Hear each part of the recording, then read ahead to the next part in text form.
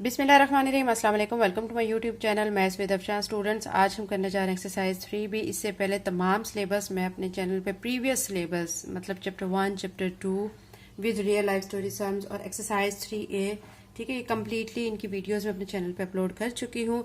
अगर आप मेरे चैनल पे नए हैं और अगर आपने चैनल को सब्सक्राइब नहीं किया तो काइंडली सब्सक्राइब करें, वीडियो को लाइक करें, बेल नोटिफिकेशन ऑन कर लें ताकि आने वाली वीडियो का नोटिफिकेशन आपको टाइम से मिल सके।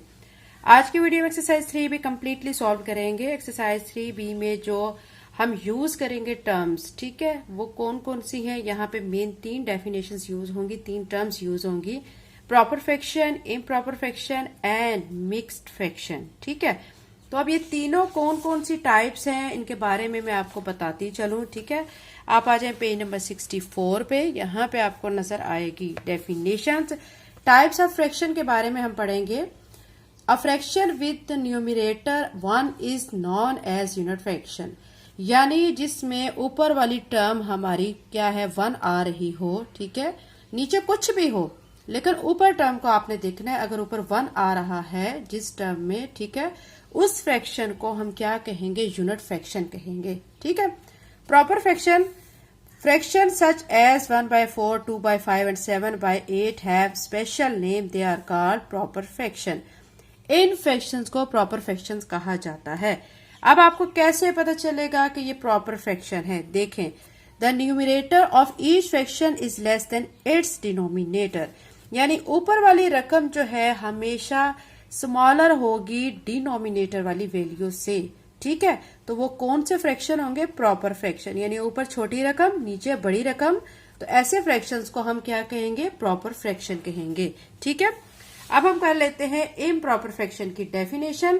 इम्प्रॉपर फ्रैक्शन कौन से होंगे? जिसमें ऊपर वाली टर्म हमारी बड़ी होगी और नीचे वाली टर्म छोटी होगी, या फिर ऊपर और नीचे दोनों टर्म्स इक्वल होंगी, ठीक है, उनको हम कहेंगे इम्प्रॉपर फ्रैक्शन। समझ आ गया बच्चों आपको? अब देखिए मिक्स फ्रैक्शन। मिक्स फ्रैक्शन ऐसे फ्रैक्शंस को कहेंगे जिसमें कुछ होल होगा, ठीक है। मतलब आप देखें, ये आपको एक पूरा नंबर दिया गया कि ये दिया गया, ये देखें होल है, कंप्लीटली है। अब ये एक फ्रैक्शन है लेकिन इसमें टोटल इसके 4 पार्ट्स हैं। 4 में से क्या हुआ है, 2 पार्ट्स कलर हैं और 2 पार्ट्स जो हैं वो कलर नहीं है, ठीक है। तो अब इसमें आप इसको मिक्स फॉर्म में ऐसे लिख सकेंगे 2 होल 1/2, तो ये होल फॉर्म कहलाएगी। मिक्स्ड फ्रैक्शन वाली फॉर्म को, मतलब होल फॉर्म जो है हमारी किस में आ जाएगी? मिक्स्ड फ्रैक्शन की फॉर्म में डिफाइन की जाएगी। आपको बच्चों unit fraction, proper fraction, improper fraction, mix fraction की डेफिनेशन अच्छी तरह क्लियर होगी। अब हम एक्सरसाइज 3B के सोल्यूशन की तरफ चलते हैं। चूंकि इस एक्सरसाइज में तीनों डेफिनेशंस का ज्यादा अमल दखल है तो ये मैंने आपको समझा दी है। Question number 1, fill in the blanks, खाली जगह आपने फिल करनी है, ठीक है। The fraction with numerator 1 is called dash fraction. ये अभी बच्चों मैंने डेफिनेशन आपको बताई थी, जिसमें ऊपर वाली टर्म में 1 आता है, ठीक है, तो उसको फ्रैक्शन को हम क्या कहते हैं? उसको हम यूनिट फ्रैक्शन कहते हैं, ठीक है। नेक्स्ट में देखिए, mix fraction have dash number and dash fraction combined. Mix fraction में क्या होता है? आपको अभी मैंने बताया था कि उसमें होल नंबर होता है, ठीक है, और उसमें प्रॉपर फ्रैक्शन पाया जाता है। नेक्स्ट में देखिए, in an improper fraction numerator is dash than the denominator. Improper fraction में क्या होता है? ऊपर वाली रकम हमारी नीचे वाली रकम से क्या होती है? बड़ी होती है, तो यहाँ पे ग्रेटर लिखेंगे। नेक्स्ट में देखिए, in a fraction if the numerator is smaller than the denominator, यानी अगर ऊपर वाली रकम छोटी है नीचे वाली रकम बड़ी है तो उस तरह के फ्रैक्शन को फिर क्या कहा जाएगा? Proper fraction. यहाँ पे आप लिखेंगे प्रॉपर। ई पार्ट में देखिए, 3 whole 7/9 is a dash fraction. ये मैं आपको पहले बता चुकी हूँ बच्चों। इस तरह की फॉर्म में जो नंबर्स आएंगे उनको हम मिक्स फ्रैक्शन कहेंगे, तो ये मैंने यहाँ पे मिक्स लिख दिया है, ठीक है। क्वेश्चन नंबर 1 कंप्लीट होगा। क्वेश्चन नंबर 2 की तरफ चलते हैं। State whether the following are true और फॉल्स। इस स्टेटमेंट्स पे आपने गौर करना है और इसमें बताना है कौन सी स्टेटमेंट ट्रू है और कौन सी फॉल्स है। Improper fraction can be converted into mix fraction. वो कह रहे हैं कि इम्प्रॉपर फ्रैक्शन को, इम्प्रॉपर फ्रैक्शन जो होते हैं, ठीक है, आपको इम्प्रॉपर फ्रैक्शन की डेफिनेशन में बता चुकी हूँ, जिसमें ऊपर वाली रकम बड़ी होती है और नीचे वाली रकम छोटी होती है। उसको हम मिक्स फ्रैक्शन में कन्वर्ट कर सकते हैं, तो कर सकते हैं बच्चों। देखिए, अगर हमारे पास आ रहा है ऊपर देखिए 12 है और नीचे 9, ये हमारा इम्प्रॉपर फ्रैक्शन है क्योंकि ऊपर बड़ी रकम है नीचे छोटी रकम है। तो इसको हम मिक्स्ड फ्रैक्शन में कन्वर्ट कर सकते हैं। 12 को अंदर रखेंगे, 9 पे डिवाइड करेंगे, 9 1 ज़र 9, माइनस करेंगे, ठीक है, 3 आ जाएगा। तो इसको आंसर की फॉर्म में, मिक्स फ्रैक्शन की फॉर्म में 1/3/9 ये हम आंसर लिख देंगे, ठीक है। यानी हम इसको कन्वर्ट कर सकते हैं, किसको कर सकते हैं, इम्प्रॉपर फ्रैक्शन को मिक्स फ्रैक्शन में कन्वर्ट किया जा सकता है। तो ये स्टेटमेंट फिर क्या है, ट्रू है। नेक्स्ट में देखें 85/7 कैन बी रिटन एज।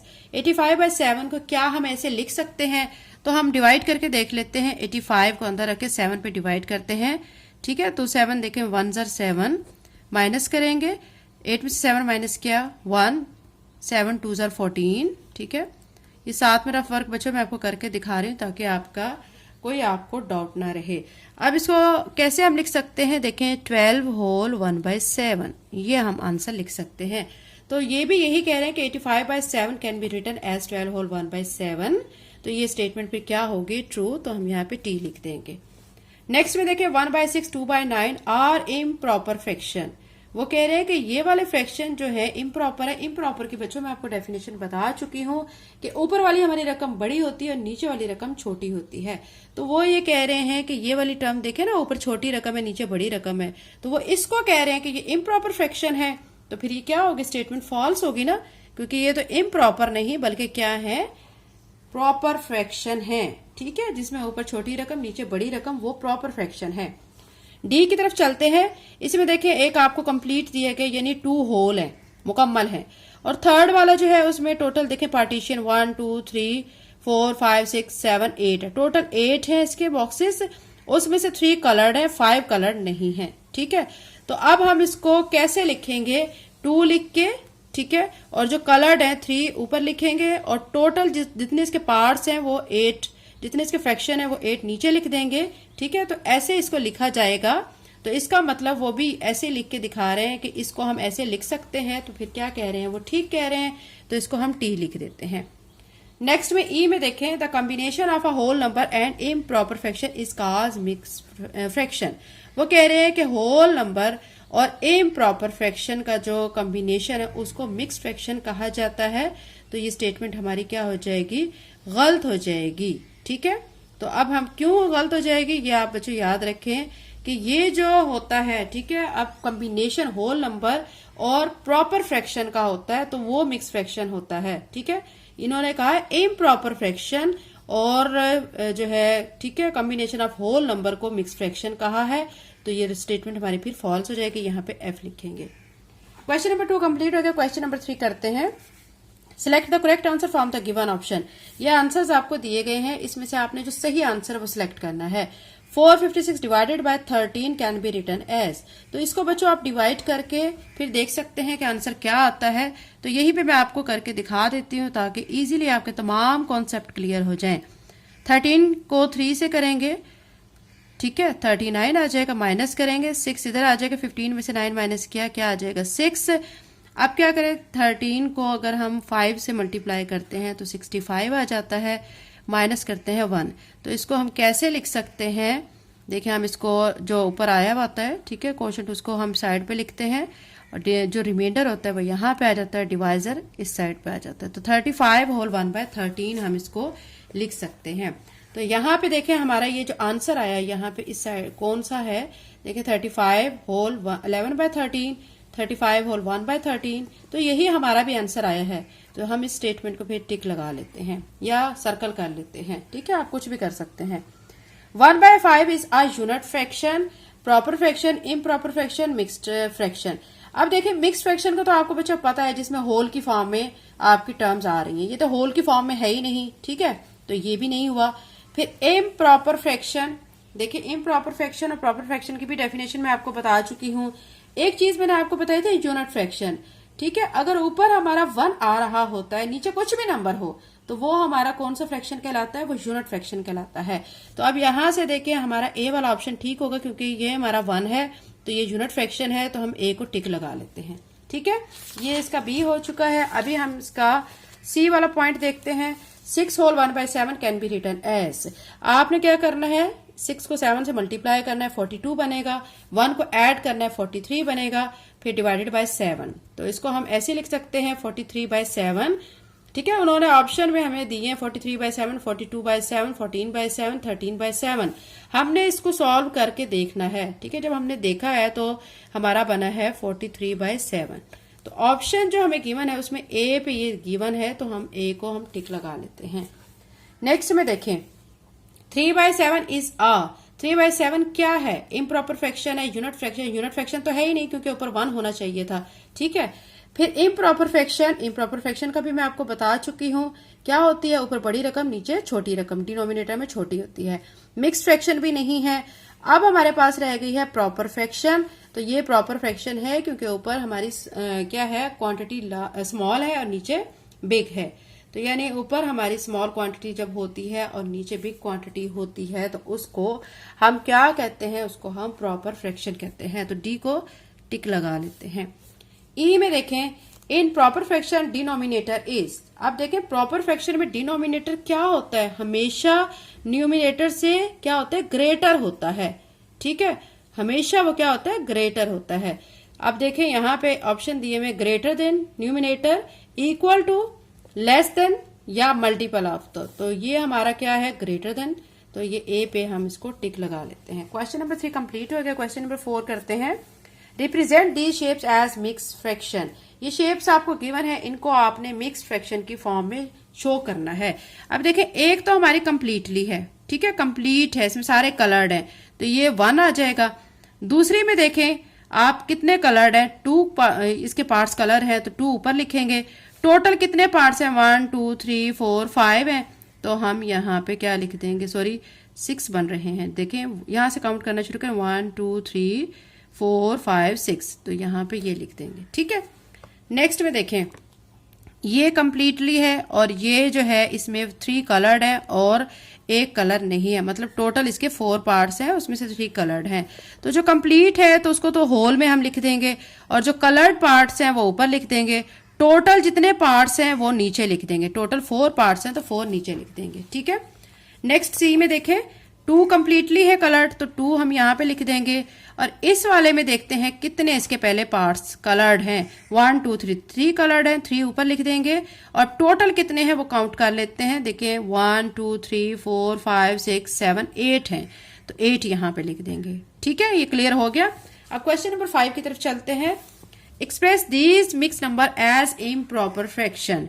आपने इन नंबर्स को, मिक्स नंबर को इम्प्रॉपर फ्रैक्शन में शो करना है। इट्स मीन कि आपने इसको इस तरह सॉल्व करना है कि आपके ऊपर वाली रकम बड़ी आ जाए और नीचे वाली रकम आपकी क्या होगी, फिर वो छोटी होगी। अब देखें ये हमें इन्होंने शेप्स दी हैं, शेप्स के मुताबिक इन्होंने कहा है 1 होल 3/4। इसको हम कैसे लिख सकते हैं इम्प्रॉपर फ्रैक्शन में, इस टर्म को इससे मल्टीप्लाई करेंगे, 4 1 जार 4, उसमें 3 को ऐड करेंगे 7 बन जाएगा, तो 7 और नीचे वाली टर्म को एज इट इज लिखा जाएगा, 7/4 आ जाएगा। ठीक है, अब देखें इसको कैसे करेंगे, 5 2 जार 10, 10 में 2 ऐड करेंगे 12, 12/5 आ जाएगा। और इसको देखें यहाँ पे क्या होगा, इधर आप देख सकते हैं, इसको हम 2 होल 1/6 हमें गिवन है, तो इसको 2 6 जार 12 और 1 ऐड करेंगे 13 और नीचे आ जाएगा 6। ठीक है, बहुत इजी एक्सरसाइज है, बस आपने फोकस करना है। अच्छी तरह वीडियो को समझा करें, वीडियो में जो आपको बताया जाता है उसको आप अच्छी तरह अपने माइंड में बिठाया करें। दूसरी ये कि वीडियो स्किप ना किया करें, क्योंकि जो बच्चे वीडियो स्किप करके देखते हैं वो बहुत सारे पॉइंट्स को मिस कर देते हैं, इस तरह उनके कॉन्सेप्ट क्लियर नहीं होते। क्वेश्चन नंबर 6 करते हैं। Change these mix number into improper fraction. ऊपर वाले क्वेश्चन की तरह ही है। ठीक है, इसको भी हमने इसी तरह सॉल्व करना है। आपको देखें 3 को 4 से मल्टीप्लाई करना है, 12 बनेगा, उसमें 1 को ऐड करना है, क्या बन जाएगा 13, और नीचे उन्होंने खुद ही 4 लिखा हुआ है। यहाँ पे देखें 10 को 2 से मल्टीप्लाई किया तो 20, उसमें 3 को ऐड करेंगे 23 बन जाएगा, नीचे 10 ऑलरेडी लिखा हुआ है। 8 को 3 से मल्टीप्लाई करेंगे 24 और 7 को ऐड करेंगे तो 31 बन जाएगा, नीचे 8 लिख देंगे। 12 को 1 से मल्टीप्लाई करेंगे 12, 5 ऐड करेंगे 17, नीचे 12 ऑलरेडी लिखा हुआ है। 5 को 4 से मल्टीप्लाई किया 20 और 1 ऐड करेंगे तो 21/4। 8 को 2 से मल्टीप्लाई किया 16, 16 में 6 को ऐड किया तो 22/8। 7 को 3 से मल्टीप्लाई किया 21, 5 को ऐड किया 26/7। 11 को 6 से मल्टीप्लाई किया 66, उसमें 4 ऐड किया तो 70/11। बहुत इजी क्वेश्चन था। क्वेश्चन नंबर 6 कंप्लीट हो गया है। क्वेश्चन नंबर 7 करते हैं। इसमें भी बच्चों देखें, change these into mixed fraction. ठीक है, इनको भी आपने मिक्स फ्रैक्शन में क्या करना है, कन्वर्ट करना है। तो क्वेश्चन नंबर 7 के ए से एल तक तमाम पार्ट्स को हम सॉल्व कर लेते हैं। एक्सरसाइज 3B का क्वेश्चन नंबर 7 बच्चों हम सॉल्व कर रहे हैं। इसके तमाम पार्ट्स को करते हैं। हमने इसको क्या किस फॉर्म में शो करना है, मिक्स नंबर की फॉर्म में। देखिए 9/2 है तो मैं इसको 9 को अंदर लिखूंगी, 2 पे डिवाइड करूंगी, 2 4s are 8, माइनस करूंगी, 9 में से 8 माइनस किया 1। तो इसको मिक्स नंबर की फॉर्म में कैसे लिखेंगे, जो क्वोशिएंट होता है वो हमारा यहाँ पे आ जाता है, रिमाइंडर हमारा ऊपर आ जाता है और डिवाइजर हमारा यहाँ आ जाता है। तो ये इसका आंसर आ चुका है। ठीक है, अब नेक्स्ट में देखिए 15/4, आपने इसी तरह 15 को अंदर रखना है, 4 पे डिवाइड करना है। अब देखें 4 को 4 से मल्टीप्लाई करते हैं 16, तो वो तो इससे बड़ा हो जाएगा। फिर 3 पे कर लेते हैं, 4 3s are 12, माइनस करेंगे, 15 में से 12 माइनस किया 3। तो इसको अब कैसे लिखेंगे, 3 होल 3/, ठीक है, 4। अब देखें नेक्स्ट 45/8, 45 को भी आपने अंदर रखना है, 8 पे डिवाइड करना है। अब यहाँ पे हम अगर 8 5s are 40 करते हैं तो वो बिल्कुल सही होगा, क्योंकि अगर 8 6s are 48 करेंगे तो वो बड़ा हो जाएगा। तो हम 40 कर लेते हैं। अब 45 में से 40 को माइनस करेंगे तो हमारा 5 आ जाएगा। मिक्स्ड नंबर की फॉर्म में इसको कैसे लिखेंगे, क्वोशिएंट हमारा इधर, रिमाइंडर हमारा ऊपर, डिवाइजर हमारा यहाँ नीचे। तो ये हमारा इसका आंसर आ जाएगा। डी पार्ट में 7/3 गिवन है तो हम इसको 7 को अंदर रखेंगे, 3 पे डिवाइड करेंगे, 3 2s are 6, माइनस करेंगे, 7 में से 6 माइनस किया 1। तो मिक्स नंबर की फॉर्म में कैसे लिखा जाएगा, क्वोशिएंट हमारा यहाँ पे, रिमाइंडर यहाँ पे, डिवाइजर यहाँ पे। तो ये हमारा इसका आंसर आ गया है। नेक्स्ट में है 50/7, इसको भी बच्चों आपने ऐसे ही करना है। 50 को यहाँ पे मैं लिख लेती हूँ, आपके सामने डिवाइड कर लेती हूँ, 7 7s are 49, माइनस करेंगे 1। तो इसको कैसे लिखेंगे, 7 होल 1/7, ये इसका आंसर है। ठीक है, एफ पार्ट में 36/11 गिवन है तो 36 को अंदर रखेंगे, 11 पे डिवाइड करेंगे, 11 3s are 33, 11 4s are 44। तो 36 से बड़ा हो जाएगा तो 3 पे कर लेंगे, माइनस करेंगे, 36 में से 33 माइनस किया तो 3 आ जाएगा। तो इसको कैसे लिखेंगे, 3 होल 3/11, ये इसका बच्चों आंसर आ चुका है। इस तरह बाकी पार्ट्स में हम कर लेते हैं। 8/5 है, अब हमने 8 को अंदर रखना है, 5 पे डिवाइड करना है, 5 1s are 5, माइनस करेंगे, ठीक है, तो 3 आ जाएगा। तो इसको 1 होल 3/5 की फॉर्म में आंसर को हम मिक्स्ड नंबर कहेंगे।